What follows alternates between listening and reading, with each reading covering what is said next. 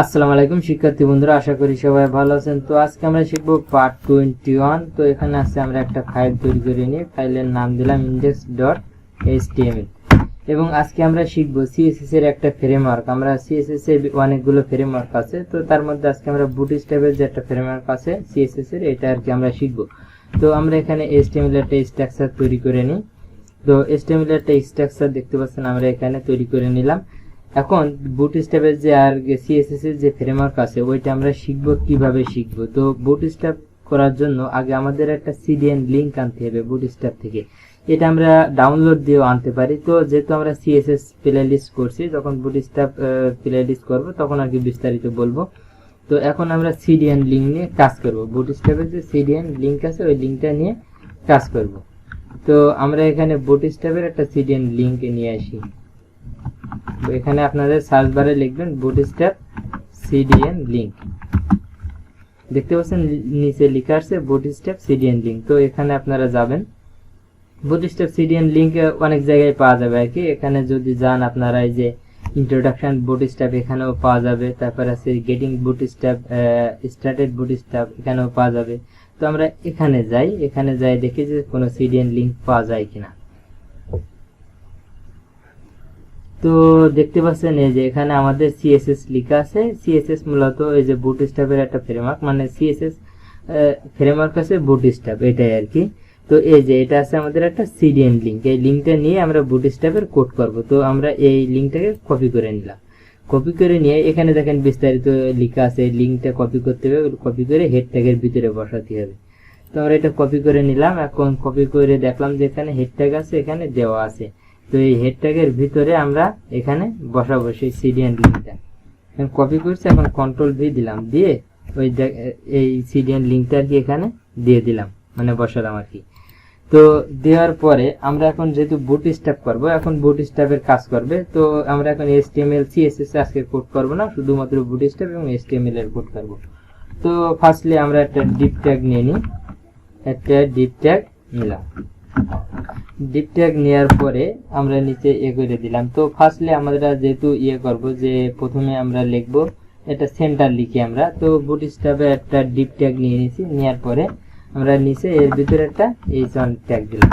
h1 ট্যাগের ভিতরে লিখলাম যে মাই ফার্স্ট বুটস্ট্র্যাপ পেজ, এরকম আর কি লিখলাম। যেহেতু আমরা এটাকে শুরু করলাম তো মাই ফার্স্ট বুটস্ট্র্যাপ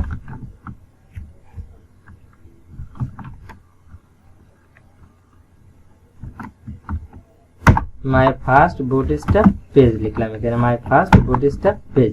এবং নিচে আমরা লিখলাম, এখানে আমরা লিখি একটা যে কোনো একটা লিখি আর কি, পি ট্যাগ নিই। তো একটা পি ট্যাগ নিলাম। এখানে আমরা কিছু শব্দ বা ওয়ার্ড দিয়ে দিলাম। সেক্ষেত্রে আমরা লরেম 10 ওয়ার্ডের একটা শব্দ এখানে দিয়ে দিলাম। তো লরেম 10 ওয়ার্ডের একটা শব্দ এখানে দিয়ে দিয়েছি। এখন Ctrl+S দিয়ে সেভ দিলাম। দেওয়ার পরে এখন আমরা আউটপুটটা দেখবো, আউটপুটটা আমাদের কেমন দেখায়। Open with live server. তো দেখতে পাচ্ছেন আমাদের আউটপুটটা চলে আসছে এবং এই আউটপুটটা আসছে একেবারে ফার্স্টে, মানে প্রথমে লিখে আসছে। এখন আমরা বুটস্ট্র্যাপের কোডগুলো কিভাবে করতে পারি, আমরা এখানে h1 না এই ডিপ ট্যাগের ভিতরে আমরা h1 এবং p ট্যাগ নিয়েছি। তো এই ডিপ ট্যাগের ভিতরে আমরা একটা ক্লাস নেব, ক্লাস নিলাম। তো ক্লাসের ভিতরে এখানে আমরা নাম দিলাম কন্টেনার ফ্লুইড, কন্টেনার ফ্লুইড। এখন Ctrl+S দিয়ে সেভ দিলাম। এখন আছে আমাদের আউটপুটটা দেখেন কেমন দেখাচ্ছে। দেখতে পাচ্ছেন আমাদের এই পাশে এই যে আমরা মাই ফার্স্ট বুটস্ট্র্যাপ লিখেছি, এই পাশ থেকে ছোট্ট একটু জায়গা ছেড়ে দিয়েছে।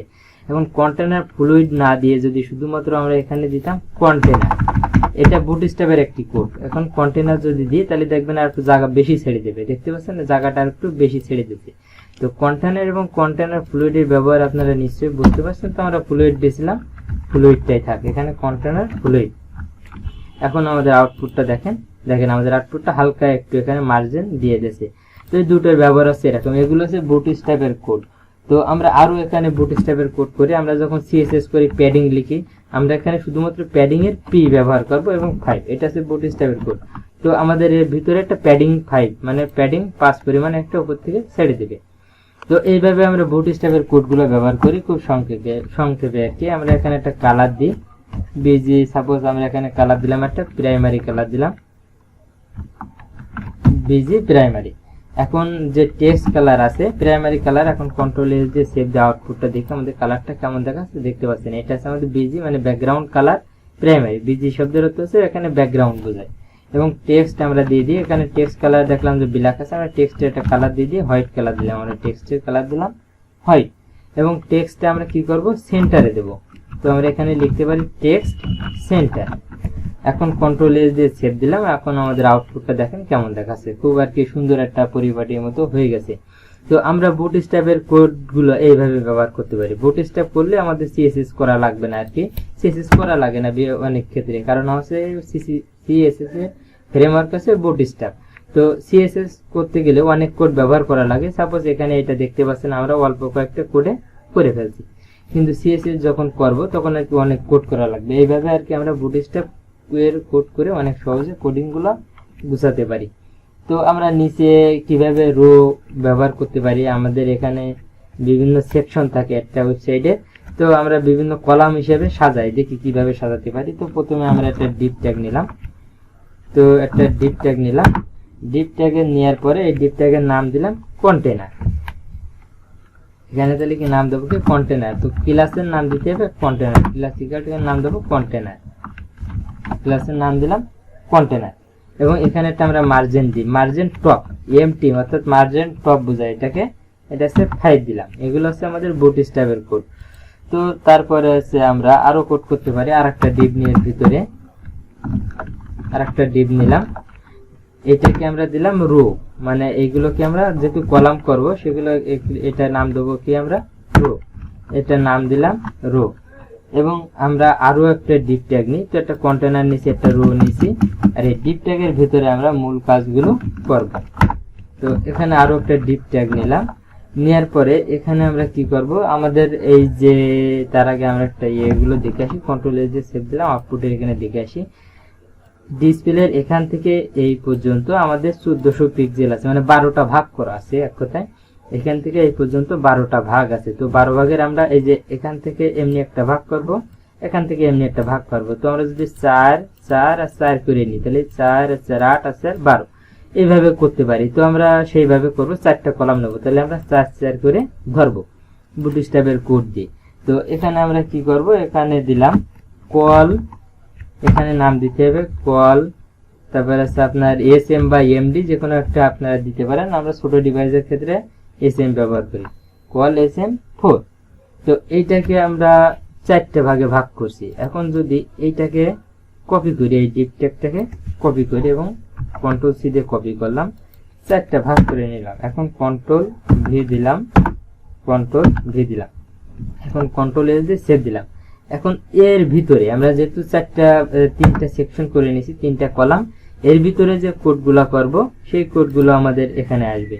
তারপরে আছে আমরা এর ভিতরে যে কোডগুলো করব সেটা মাঝখানে যাবে। তো কিভাবে যায় কিভাবে কাজ হয় এটা আপনারা দেখতে পারেন, তো দেখতে থাকেন। তো আমরা এখানে একটা h3 ট্যাগ নিই বা h2 h3 যে কোনো একটা ট্যাগ নিই, h3 ট্যাগ নিলাম, এটা আমরা নাম দিলাম কি কলাম 1 col, এখানে হবে um, কলাম 1 নাম দিলাম। এখন এটা কন্ট্রোল এস দিয়ে সেভ করলাম না, আউটপুট আপাতত এখনই যাওয়ার দরকার নেই, নিচে আমরা আরো কিছু কোড করি। এখানে একটা পি ট্যাগ নিলাম এবং এখানে আমরা কিছু শব্দ দিয়ে দিলাম, সাপোজ লরেম 10 অর্ডার একটা শব্দ দিলাম এখানে। তো আমরা নিচে আরো একটা এখানে কোড করতে পারি, এখানে হচ্ছে আমরা আরো একটা পি ট্যাগ নিই, আরো একটা পি ট্যাগ নিলাম যাতে আমাদের বুঝতে সুবিধা হয়। এখানে আমরা লরেম সাপোজ 12 ওয়ার্ডের একটা শব্দ দিলাম, এখন কন্ট্রোল এস দিয়ে সেভ দিলাম। এখন আর কি আমরা আউটপুটটা দেখতে পারবো, দেখা যাক আমাদের আউটপুটটা কেমন দেখায়। তো দেখতে পাচ্ছেন আমাদের আউটপুটটা কেমন দেখাচ্ছে, কিন্তু এই কোডগুলা অনেক দূরে চলে আসছে। তো এখানে যেহেতু আমরা এখনো কোড করি নাই, তো এখানেও কোড করব, করার পরে আর কি আমরা বুঝতে পারবো যে আসলে আমাদের আউটপুট কেমন করে কাজ করছে। তো এখানে যেহেতু আমরা কোড করছি, এর ভিতরে একটা h3 ট্যাগ নিছি, তা এইগুলো আমরা কপি করতে পারি, তাহলে আমাদের কোড করা কম হয়ে যাবে। আপনারা যখন কোড করবেন এগুলো টেক্সট করে করে কোড করবেন, তাহলে আর কি আপনাদের সুবিধা হবে। এটা হচ্ছে কলাম 1 আর আমরা এইটা হচ্ছে মাঝখানের, এইটাকে আমরা দেব কলাম 2, এবং এইটাকে নাম দেব কলাম 1, এটাকে নাম দিলাম কলাম 2 এবং সর্বশেষ এখানে দেব আমরা এইটাকে আমরা নাম কি দিতে পারি, এটাকে নাম দিতে পারি কলাম 3। এখন কন্ট্রোল এস দিয়ে সেভ দিলাম। এখন যদি আমরা আউটপুটটা দেখি তাহলে দেখতে পাচ্ছেন আমাদের আউটপুটটা সবগুলো নিচে নিচে আসছে। তার কারণ হচ্ছে, তো দেখতে পাচ্ছেন আমাদের এরকম আসছে। তো এরকম আসার কারণ কি, আমাদের এখানে যে টেক্সট গুলো আছে টেক্সট গুলা আর কি অনেক বেশি হয়ে গেছে। টেক্সট গুলা কমালে ইনশাল্লাহ ঠিক হয়ে যাবে। তো আমরা দেখতে পাচ্ছেন এই টেক্সট গুলো আমরা বেশি নিয়ে ফেলছি, এই জন্য আর কি আমাদের নিচে কলাম আকারে আসছে না, মানে আমাদের যে পাশাপাশি হওয়ার কথা ছিল ওইটা আসছে না। তো এখান থেকে আমরা কিছু টেক্সট কমাই দিয়ে দেখি আসলে কাজ হয় কিনা। হবে ইনশাল্লাহ। টেক্সট বেশি হওয়ার কারণে এই প্রবলেমটা হচ্ছে। তো এই টেক্সট গুলো যদি আমরা এখান থেকে কমাই দিই আশা করি কাজটা হবে। তো এখান থেকে আমরা কিছু টেক্সট আর কি বাদ দিয়ে দিলাম এবং কমাই দিলাম, তাহলে আর কি আমাদের এটা ইনলাইনে আমরা দেখতে পাবো। তো এইটা হয়নি, এটাকে আমরা বাদ দিয়ে দিই কিছু টেক্সট, তাহলে আর কি আমরা সবগুলো দেখতে পাবো। এবং এখান থেকে আরো কিছু কমাই দিলাম। এখন কন্ট্রোল এস দিয়ে সেভ দিলাম। তো এখন যদি আমরা আউটপুটটা দেখি তাহলে আমাদের আউটপুটটা কেমন দেখাচ্ছে দেখেন। তো আমাদের আউটপুট এটা আছে, আমরা নিচি 4, এটাও 4, এটাও 4, টোটালি এখান থেকে এই পর্যন্ত আমাদের 12 থাকে বুটস্ট্র্যাপ অনুযায়ী ডিসপ্লেটা। তো আমরা 4 4 করে রাখছি এবং এখানে কলাম 1, এখানে কলাম 2 এবং এখানে কলাম 3 আর কি পরপর চলে আসছে। তো বুটস্ট্র্যাপের ব্যবহার আমরা এইভাবেই করতে পারি। তো আমাদের প্রথমে একটু প্রবলেম হয়েছিল, কারণ এই যে আমরা টেক্সটগুলো একটু বেশি নিয়ে ফেলছিলাম। তো এই যে টেক্সটগুলো বেশি নিলেও প্রবলেম নাই, এখানে যদি আমরা একটা ব্রেক ট্যাগ দিয়ে ওইটাকে নিচে দিতে পারি, এভাবে আর কি করা যায়। এখানে আমাদের একটা ব্রেক ট্যাগ যদি ব্যবহার করি তাহলে এই টেক্সটটা আর কি আমাদের নিচে নিচে চলে আসবে, নিচে নিচে চলে আসবে। তো একটা আমি এখানে ব্যবহার করে দেখাই দিই। তো এটাকে আমরা একটা কপি করি, কপি করে একটু কোডটা বাড়াইয়ে এবার ওইটাকে আমরা ব্রেক ট্যাগ দিয়ে নিচে দিয়ে এটাকে আর কি দেখাই দিই। তো দেখতে পাচ্ছেন আমাদের এখানে টেক্সট অনেক বেশি হয়ে গেছে। তো এখান থেকে আমরা এই টেক্সটটা নিচে নিয়ে আসবো, এখানে একটা আমরা ব্রেক ট্যাগ ব্যবহার করি, করলে ওই টেক্সটটা আমাদের নিচে চলে আসবে। সেক্ষেত্রে আমাদের আর কোনো প্রবলেম হবে না। এই যে আমাদের এই টেক্সটটা দ্বিতীয় লাইনে চলে আসছে। যদি আরো একটা নিচে লাইনে নিয়ে আসতে চাই তো আমরা এখানে আরো একটা টেক্সট আমরা ব্রেক ট্যাগ ব্যবহার করতে পারি। এখানে আমরা আরো একটা ব্রেক ট্যাগ ব্যবহার করলাম। এখন যদি আমাদের আউটপুটটা দেখেন কেমন দেখাচ্ছে, দেখেন এই টেক্সটটা নিচে চলে আসছে। এখানে আমাদের একটু বেশি হয়ে গেছে, এখানে আমরা একটা ব্রেক ট্যাগ ব্যবহার করতে পারি। তো এইভাবে আমরা করতে পারি। তো টেক্সট বেশি হলেও প্রবলেম নাই, এগুলো আমরা নিচে ব্রেক ট্যাগ ব্যবহারের মাধ্যমে নিচে নিয়ে চলে আসতে পারি। দেখতে পাচ্ছেন আমাদের সবগুলো টেক্সট নিচে চলে আসছে। তো কলাম এটা 1, এটা 2 এবং এটা 3। এবং এটা বুটস্ট্র্যাপটা কিভাবে ব্যবহার করতে হবে, যেহেতু এটা সিএসএস এর প্লে লিস্টের ভিতরে আছে এই জন্য আর কি আপনাদের সিম্পলি দেখালাম। যেহেতু আমাদের বুটস্ট্র্যাপের কোনো সিরিজ এখনো আসে নাই, যদি সিরিজের পরে সিরিজ বুটস্ট্র্যাপের সিরিজ করব তখন আর কি এইগুলো বিষয়টা বুঝতে আপনাদের আরো সহজ হবে। তখন আরো ভিন্নভাবে আর একটা কৌশল আছে, ওইভাবে আর কি আপনাদের শেখানো হবে। তো আশা করি আপনারা বুঝতে পারছেন। তো আজকের টিউটোরিয়াল এই পর্যন্ত। ধন্যবাদ সবাইকে।